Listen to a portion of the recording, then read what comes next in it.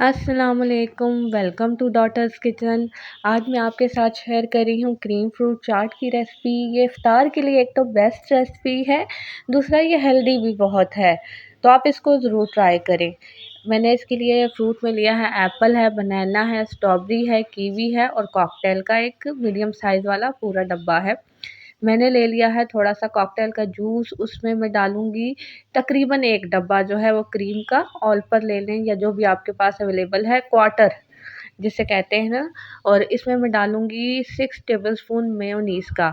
ये तीनों चीज़ें डालने के बाद जो है हम इसको अच्छी तरह बीट करेंगे और मेयोनीज़ की क्वांटिटी आपने कम या ज़्यादा नहीं करनी, ठीक है? और ये मैंने इसमें डाला है तकरीबन half tea spoon black pepper और 1 टू 2 टीस्पून मैंने इसमें ऐड किए हैं चीनी के, 1/4 टीस्पून मैंने इसमें डाला है सॉल्ट का।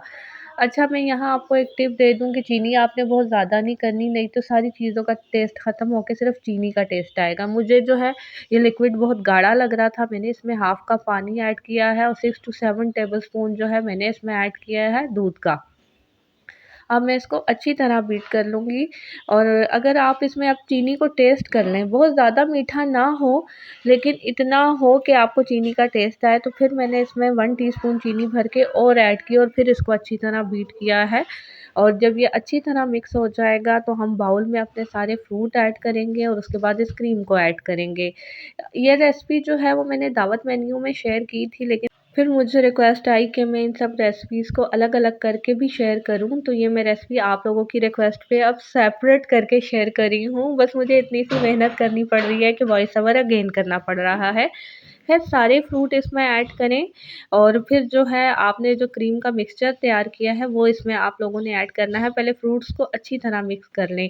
अच्छा, फ्रूट ना आप अपनी मर्ज़ी से भी ले सकते हैं, मतलब लाज़मी नहीं है आप कि आपके पास यही फ्रूट हो, मौसम के जो भी फ्रूट अवेलेबल है आप वो ऐड करें और एक हेल्दी सी ये आप डिश बनाएँ इफ्तार में।